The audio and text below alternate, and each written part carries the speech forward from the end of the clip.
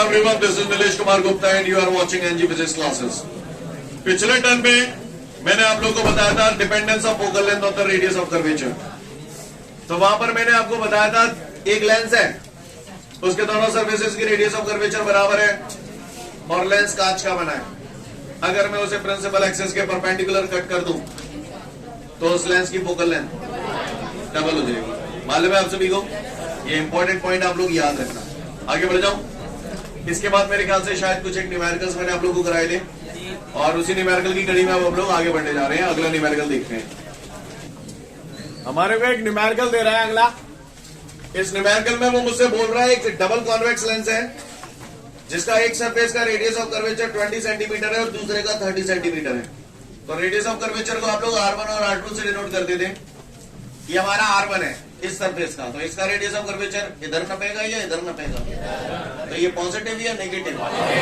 Positive. इस surface का radius of curvature मैंने R2 मान लिया, कैसा होगा? नेगेटिव। आपको बात समझ में आ रही है सभी को? अब वो कह रहा है ये जो सरफेसेस है इनके रेडियस ऑफ कर्वेचर 20 सेंटीमीटर और 30 सेंटीमीटर है और इस लेंस का रिफ्रैक्टिव इंडेक्स, लेंस के रिफ्रैक्टिव इंडेक्स को आप जी से रिप्रेजेंट कर रहे थे म्यू जी। लेंस का refractive index with respect to air is 1.65।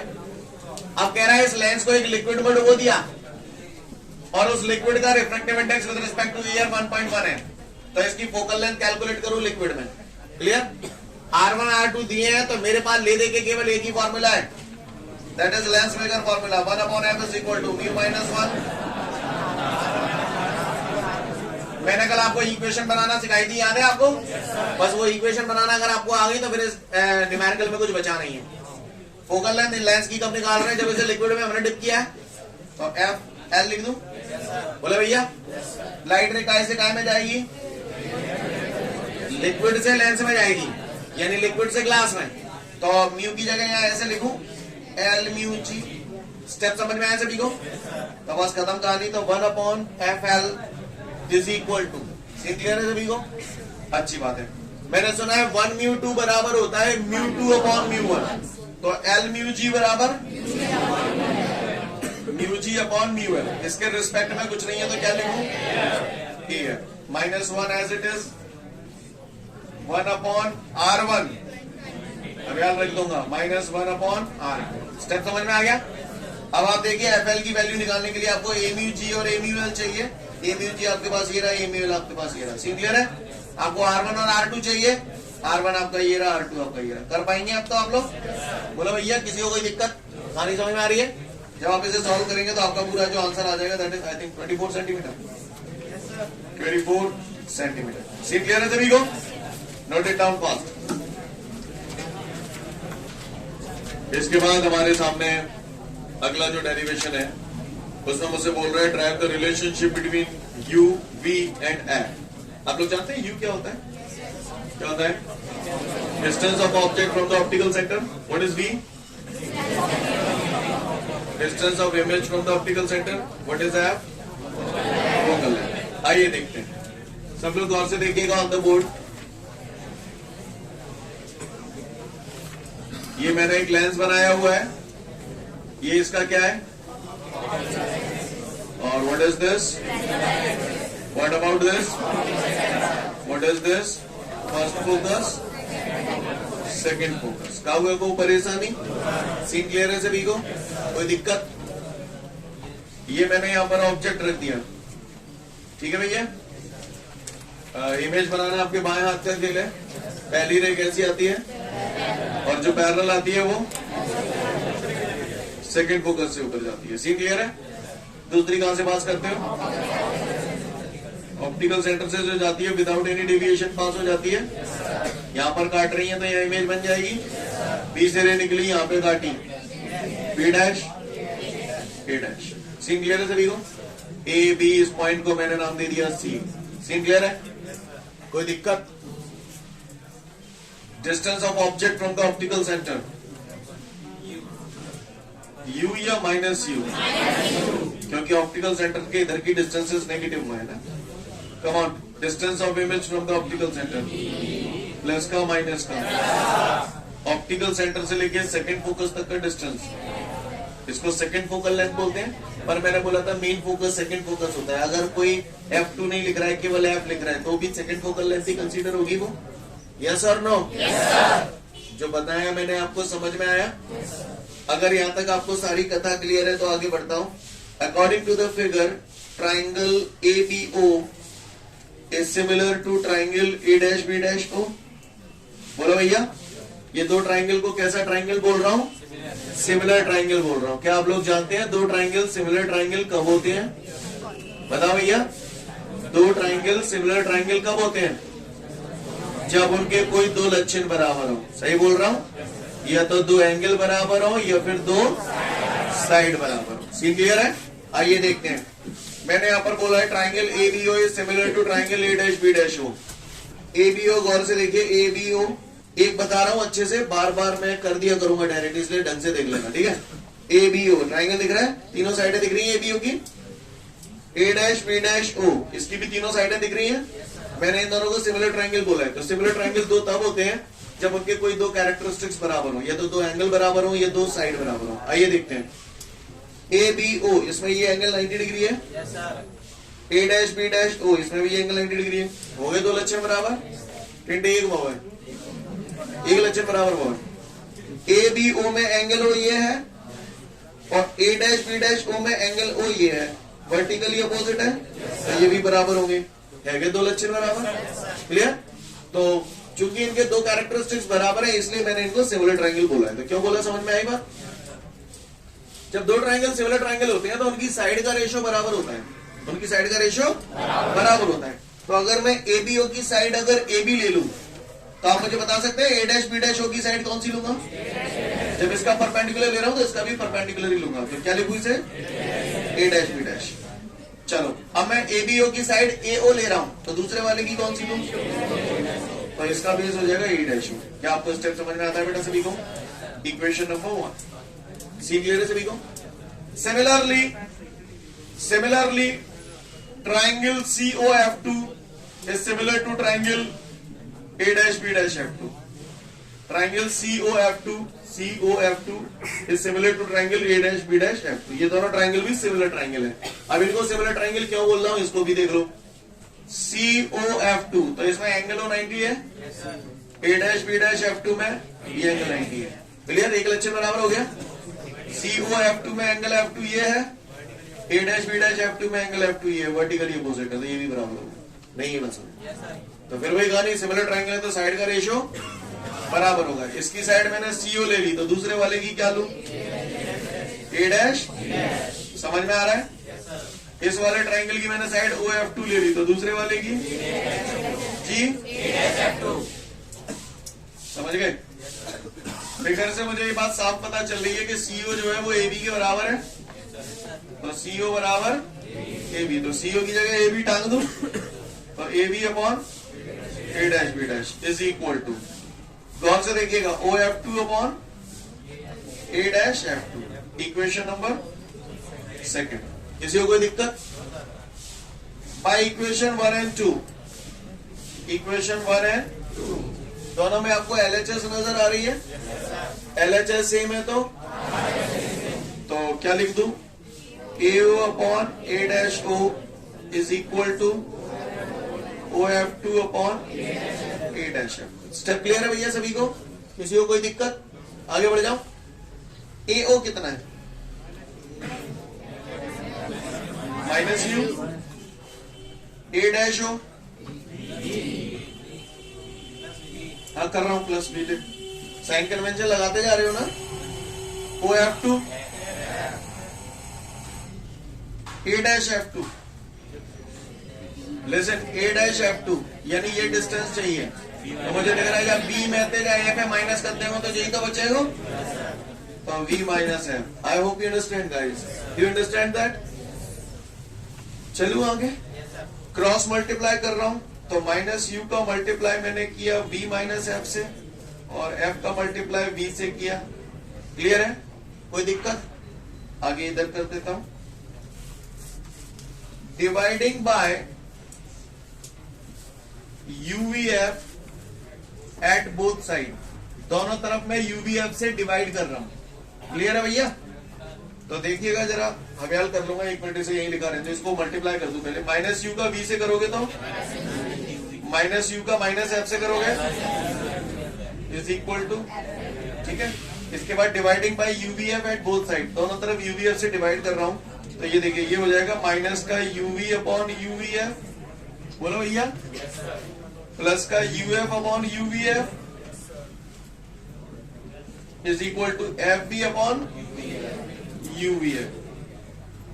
UV से यूवी कैंसिल हो जाएंगे, यूएफ से यूएफ कैंसिल हो जाएंगे, एफ बी से एफ बी कैंसिल हो जाएंगे, क्या बचा, माइनस का 1 upon f plus 1 upon b is equal to 1 upon u. Agree करते हैं आप लोग इस बात से?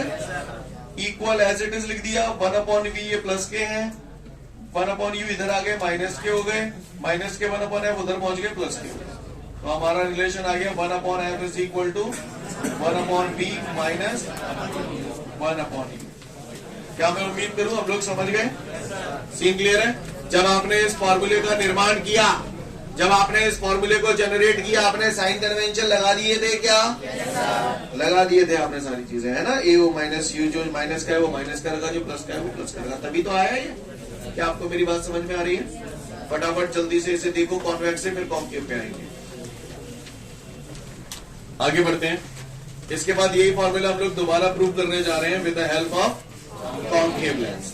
तैयार? चलिए देखते हैं। कॉन्केव लेंस का फिगर मैं इधर बना रहा हूं, आप लोग बताइएगा। ये कॉन्केव लेंस है। What about this? What is this? What is this? Optical centre. सही जा रहा हूं मैं? सीन क्लियर है सभी को? What is this? F2 F1, है ना। ये क्या है? ऑब्जेक्ट।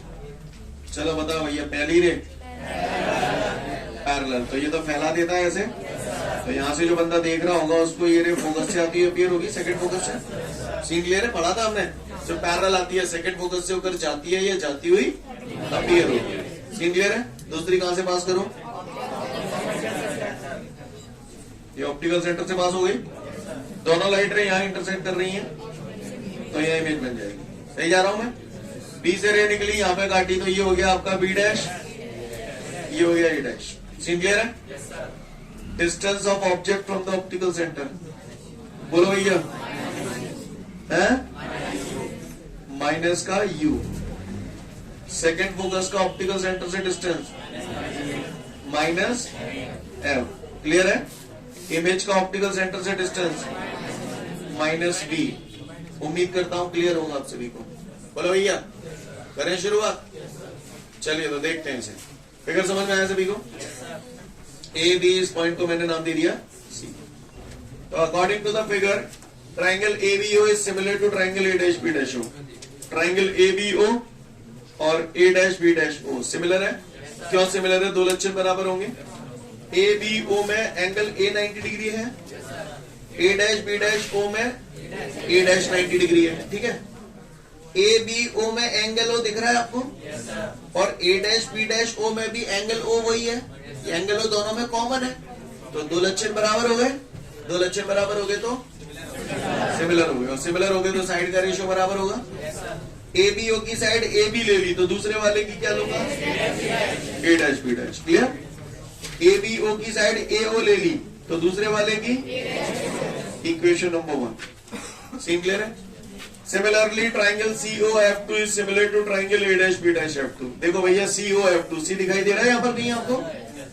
COF2 ट्राइंगल देखिए, और A dash B dash F2, A dash B dash F2, इन दोनों को सिमिलर बोल रहा है, तो जाहिर सी बात है दो लक्षण बराबर होंगे तभी सिमिलर बोल रहा है। COF2 में कौन सा 90 डिग्री है? Angle O। A dash B dash F2 में A डैश 90 डिग्री है, एक लक्षण बराबर हो गया। COF2 में एंगल F2 ये है, A dash B dash F2 में भी एंगल F2 वही है, कॉमन है नहीं, बस दो कैरेक्टरिस्टिक बराबर हो गए तो सिमिलर ट्रायंगल हो गए, सिमिलर ट्रायंगल हो गए तो साइड का रेशियो। तो भैया COF2 का साइड मैंने CO ले लिया, तो दूसरे का क्या लूंगा? तो CO upon A dash B dash is equal to COF2 का मैंने OF2 ले लिया, तो दूसरे वाले का नहीं मेरे पास यहां तक नजारा क्लियर है सभी को? सीओ काय के बराबर है? एबी के बराबर है। चूंकि सीओ बराबर है एबी, इसलिए सीओ की जगह एबी। बाकी का सब as it is. Equation number 2 by equation 1 and 2 LHS बराबर है तो आरएचएस भी बराबर होगी। तो भैया AO upon A dash O is equal to O F two upon A dash F. Step समझ में आ रहा है यहाँ तक सभी को? बोलो भैया। अब आप बताओ एओ कितना है? Minus U. A dash O कितना है? माइनस का B minus B. O F two कितना है? O F two minus F. तो ये गौर से देखिए माइनस एफ। क्लियर? अब ए डैश एफ टू आप बताओ कितना होगा यहाँ पर? लिसन एवरीवन, ए डैश एफ टू यही तो डिस्टेंस है। तो ये पूरा माइनस एफ में से ये माइनस बी को माइनस कर दूं तो क्या लिखूं बोलो? Minus F minus minus B. Clear है? Minus F minus minus B. क्या ये स्टेप समझ में आया सभी को? किसी को कोई दिक्कत? यहां तक बात समझ में आ रही है? आ रही है। अगर ये बात समझ में आ रही है तो गौर से देखिएगा सभी लोग। माइनस से माइनस उड़ा दूं? चलो क्रॉस मल्टीप्लाई कर रहा हूं। यू का मल्टीप्लाई किससे होगा? माइनस एफ प्लस बी कर दूं? Minus F plus B. इसका माइनस का एफ। स्टेप समझ में आया? मल्टीप्लाई कर दिया। माइनस का यू एफ प्लस का U V is equal to minus का एफ बी। क्या इतनी बात आप लोगों के समझ में आई? किसी को कोई परेशानी यहाँ तक? बढ़ जाऊं आगे? अगर ये बात आप लोगों के समझ में आ गई है तो गौर से देखिएगा सब लोग। ठीक है? Dividing by UVF at both side, दोनों तरफ यूवीएफ का डिवाइड कर रहा हूं तो माइनस का यूएफ अपॉन यूवीएफ। बोलो भैया। प्लस का यूवी अपॉन यूवीएफ और माइनस का एफ बी अपॉन यूवीएफ। नजारा क्लियर है? यूएफ से यूएफ, यूवी से यूवी, एफ बी से एफ बी। तो भैया गौर से देखिएगा क्या बचा? माइनस का 1 अपॉन बी प्लस का 1 upon F minus 1 upon E. Clear है भैया? तो गौर से देखिएगा सब लोग। 1 अपॉन एफ, एक मिनट,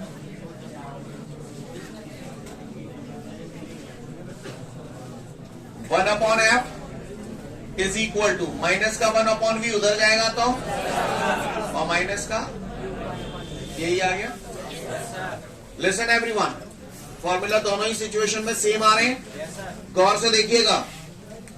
यहां पर कॉन्केव में एफ नेगेटिव था और मैंने नेगेटिव ही रखा था, वो तो सॉल्व कर आके यहाँ पे पॉजिटिव हुआ है, यानी साइन कन्वेंशन लग चुका है। यस और नो? क्लियर है? आप गौर से देखिए, यहाँ बी पॉजिटिव आ रहा है लेकिन मैं बी ऑलरेडी नेगेटिव रख चुका था ना यहाँ पर। बोलो भैया, वो तो सॉल्व कर आके पॉजिटिव हुआ है। मेरा कहने का तात्पर्य ये, जब मैंने ये फॉर्मूला ड्राइव किया है तो मैं यहाँ साइन कन्वेंशन लगा चुका हूँ। एग्री करते हैं आप लोग इस बात से? किसी को कोई परेशानी? देख लो फटाफट इसको, फिर आगे बढ़ूंगा। आगे बढ़ते हैं। अब हम लोग जानेंगे लीनियर मैग्निफिकेशन। लीनियर मैग्निफिकेशन की बात की जाए तो लीनियर मैग्निफिकेशन क्या होता है हम सब लोगों को बहुत अच्छे से सुनना है। ठीक है? मैग्निफिकेशन लेंस के अंदर किसी भी चीज को छोटा या बड़ा कर देने की क्षमता होती है। लेंस के अंदर एक पावर होती है जिसके कारण वो किसी छोटे ऑब्जेक्ट का बड़ा इमेज कर देता है या बड़े का छोटा भी कर देता है। सही बोल रहा हूँ? लेंसों की इस पावर को बोलते हैं मैग्नीफाइंग पावर। क्या बोलते हैं? जी हाँ, जी हाँ मेरे भाइयों, मैग्नीफाइंग पावर। मैग्नीफाइंग पावर को हम लोग लेटर एम से डिनोट करते हैं। इसका फॉर्मूला होता है MU। Clear? M is equal to IU। Listen everyone, आज से कुछ दिनों पहले मैंने जब आपको U और V बताए थे, उसी वक्त मैंने आपको I और O के बारे में भी बताया था। I मैंने बताया था length of the image, O मैंने बताया था लेंथ ऑफ द ऑब्जेक्ट। किसी पट्टे ने अगर मुझसे पूछ लिया मैग्निफिकेशन क्या होता है या लीनियर मैग्निफिकेशन क्या होता है, एक ही बात है। तो लीनियर मैग्निफिकेशन अगर किसी ने मुझसे पूछा तो आप उसे बोलना था ratio of length of the image to the length of the object is called linear magnification. Clear है?